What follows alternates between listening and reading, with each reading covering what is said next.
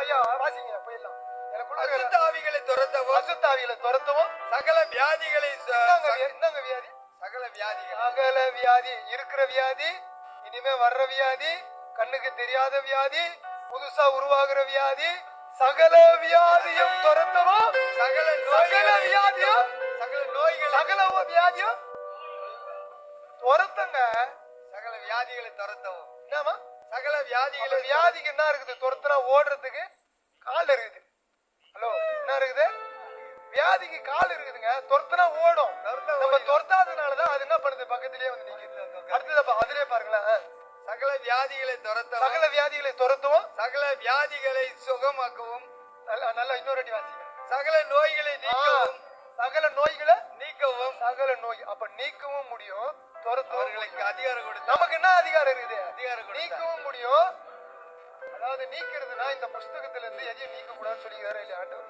எதையும் சேர்க்க கூடாதுன்னு சொல்லிக்கிறார். ஆனா அப்ப எதை நீக்கணும்? அசுத்தத்தை நீக்க அதிகாரத்தை கொடுத்திருக்கிறாரு. அந்த அதிகாரத்துல நிக்கணுங்க. நம்ம நிக்கிற கண்ணை மூடும் போது ஒரு 10 பேரை பரிசுத்தவனா மாத்திட்டு சாவ. டிவி இல்ல, வீடு இல்ல, ஃபேன் இல்ல, லைட் இல்ல, கரண்ட் இல்ல, சோறு இல்ல, சிலிண்டர் இல்ல, வத்திப்பட்டி இல்ல, எதுவுமே இருக்காது. எதுவும் இருக்காது. ஏசு இருக்கிறாருல்ல, புச்சின்னு கொளுத்தியா ஏச கொளுத்து, என்னை நோக்கி கூப்பிடு, நீ அறியாததும் உனக்கு எட்டாததும் பெரிய காரியத்தை செய்வார். அந்த தேவன் நம்மோடு இருக்கிறார். ஒரு சேலஞ்ச் வாழ்க்கை, ஒரு சேலஞ்ச் வாழ்க்கை. எனக்கு முன்னால நான் இப்ப எப்படி நம்ம ஜெபிக்கிறேன்? ஆண்டவரே, ஏராளமான பரிசுத்தவான்கள் கொரோனால போயிட்டாங்க. அந்த இடத்துல நான் தான் ஆண்டவரே.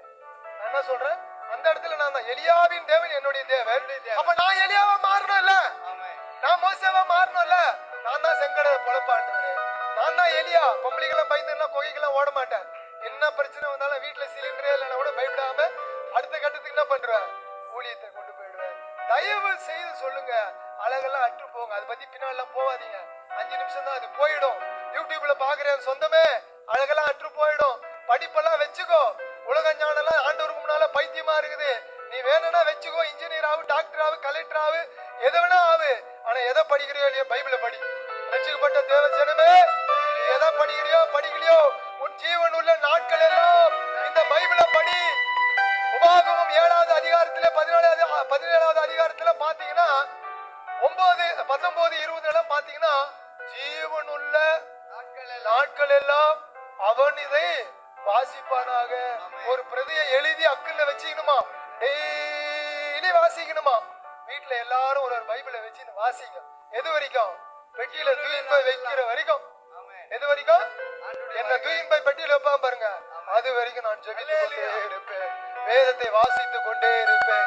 அழகெல்லாம் அற்றுப்போ. தைரியமா இருங்க, தைரியமா இருங்க. நமக்கு முன்னால கோணலாவணவிகளை சபையாக்க ஆண்டவர் போய் கொண்டே இருக்கிறார். பணம் இல்லைன்னு கவலைப்படாத. இரும்பு தாழ்பால்களை உடைத்து வெங்கல கதவுகளை முறித்து அந்தரங்கத்தில் இருக்கிற புதையல்களையும் பொக்கிஷங்களையும் நான் உனக்கு கொடுப்பேன்னு சொன்ன ஒரு பிச்சைக்காரர் கிடையாதுங்க. வெள்ளிக்கும் பொண்ணுக்கும் சீமான இருந்தார். வியாதியும் நம்மளை விட்டு விளக்குவாரு, வெள்ளியும் பொன்னியும் கொடுப்பாரு. பாருங்க, நீங்க நினைச்சுக்கிறீங்க அநேகர் வந்து ஷேக் எல்லாம் பணக்காரன்னு நினைச்சுக்கிறீங்க.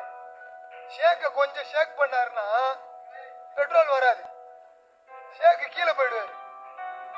அவங்க நினைச்சுக்கிறாங்க பணக்காரங்க கொஞ்சம் அப்படி ஷேக் பண்ணாருன்னு முடிஞ்சிடும் கதை. நீங்களும் நானும் ஷேக் ஆகிற ஒரே ஒரு இடம் முழங்கால் இடம். முழங்கால யுத்தம் பண்ணுங்க. மாம்சத்தோடு ரத்தத்தோடும் அல்ல, ஆவிகளோடும் துரைத்தனங்களோடும் அதிகாரங்களோடும் போராட்டம் உண்டியா. என் போராட்டம் யாருகிட்ட? முழங்கால போராடுவேன். எல்லாத்தையும் பின்னாலவை, இயேசுவ மாத்திரம் முன்னாலவை, இயேசு மாத்திரம் முன்னாலவை, எல்லாத்தையும் பின்னாலவை. யாரும் உயர்த்த மாட்டாங்க, யாரும் உயர்த்த மாட்டாங்க, யாரும் உயர்த்த மாட்டாங்க, யாரும் உயர்த்த மாட்டாங்க, யாரும் உயர்த்த மாட்டாங்க, யாரும் உயர்த்த மாட்டாங்க. இயேசு உயர்த்திட்டா யாரும் நம்மள தாழ்த்தவே முடியாது. இயேசு நம்மள உயர்த்திட்டா யாரும் நம்மள தாழ்த்தவே முடியாது, தாழ்த்தவே முடியாது. நான் அடிக்கடி ஆண்டவரோட கேட்பேன், ஆண்டவரே ஃபர்ஸ்ட் நண்பர் நீர்தான், லாஸ்ட் நண்பரும் நீர்தான், கடைசி நண்பரும் நீர்தான், நடுவுல இருக்கிற நண்பரும் நீர்தான். எங்க ஒய்ஃப் எல்லாம் கிடையாது ஆண்டவரே, ஒய்ஃப் தான் கொடுத்துருக்கிறீங்க. நீங்க தான் ஆண்டவரே எனக்கு முதல்ல. எங்க பசங்க எல்லாம் கிடையாது ஆண்டவரே, நீங்க தான் ஆண்டவரே, நீங்க தான் எல்லாமே. அவர் தாங்க. ஜபம் பண்ணனா ஏந்து பண்ணணும். அதுக்கு எதுனா அழைச்சாரு? புதுசு புதுசா நோய் வருது, பழைய டாக்டர். ஆனா புது நோய்க்கு அவர் என்ன பண்ணணும்? இன்னைக்கு படிக்கணும். பழைய 66ல படிச்ச படிப்பை எடுத்துன்னு போய் இன்னைக்கு நோய்க்கு போனாருன்னா டாக்டர் நோய் இங்க போடுற ஊசி இங்க செப்டிக் ஆயிடும். இன்னைக்கு படிக்கணும். அதே மாதிரி ஒரு ஊழியன் ஒவ்வொரு நாளும், ஒரு விசுவாசி ஒவ்வொரு நாளும் புதுசு புதுசா புதுசு புதுசா புதுசு புதுசா புதுசு புதுசா இந்த வேத வசனங்களை படித்து கொண்டே இருக்க வேண்டும். 66 புக்கையும் நீ 600 வருஷம் படிச்சாலும் புதுசா இருக்கும். புதுசா இருக்கும். ஏன் 600 பாட்டு எழுதிக்கிறாரு, இன்னும் ஒரு 600 பாட்டு எழுதினா கூட பைபிள்ல இருந்து புதுசா இருக்கும். இன்னும் புதுசா இருக்கும்.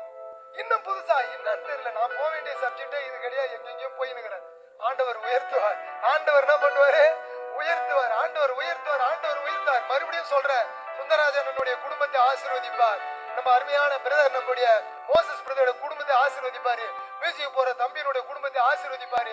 இங்க வந்திருக்கிற அந்த ஊழியர்கள் உங்களுடைய குடும்பங்களை ஆமென் சொல்லுங்களாங்க. காசு இல்லாத ஒரு ஆசீர்வாதங்க, டப்பு இல்லாத ஆசீர்வாதம் ஃபுல்பீட்ல இருந்து வருது. அப்படியே பிடிக்கணுங்க. நீங்க பிடிக்கலாம் எல்லாம் எனக்கு வந்துரும். ஆண்டவர் என்ன சொன்னாரு? ஒரு வீட்டுக்குள்ள போங்க, ஆசீர்வதிங்க. அதுக்கு பாத்திரம் வேணா இல்லைன்னா என்ன பண்ணு, எல்லாத்தையும் பாக்கெட்ல போட்டு நீ வந்துரு, உனக்கு வந்துடும் ஆசீர்வாதம். தைரியமா இருக்கணுங்க. அழகெல்லாம் அற்று போகும். ஒரே ஒரு வசனத்தை காமிச்சிட்டு நம்ம ஜெபத்துக்கு போயிடலாம். ப்ளீஸ் கோச்சிக்காதீங்க. சங்கீதங்களின் புஸ்தகம் 37 34 37 34. இந்த ஜெபத்துக்காக என்ன பண்ணணுமா? ஆண்டவரே நான் ஊழியம் எப்படி பண்ண முடியல, என் குடும்பத்தை எப்படி நடத்த முடியல, ஆண்டவரே நான் அதை பண்ண முடியல, இதை பண்ண முடியல, ஒரே டிப்ரெஷன் ஆவி எங்களை போட்டு அமுக்குது அப்படின்னு சொன்னா ஆண்டவர் நம்மள பார்த்து என்ன சொல்றாரா? நீ கர்த்தருக்கு காத்திரு. கர்த்தர் எப்பா பீச்சில் இருக்கிற தம்பி, பீச்சில் இருக்கிற தங்கச்சி, உன் நேரத்தை வேற யாருக்காவது காத்திருந்தீங்கன்னா தயவு செய்து இன்றைக்கு ஆண்டவர் சொல்றாரு, நீ கர்த்தருக்கு காத்திரு. உன் ஆயுசு நாட்கள் போயிடும். நீ யாருக்காவது பீச்சில கீச்சில உட்கார்ந்து காத்து, உன்னோட ஆயுசு நாட்கள் போயிடும்பா. தயவு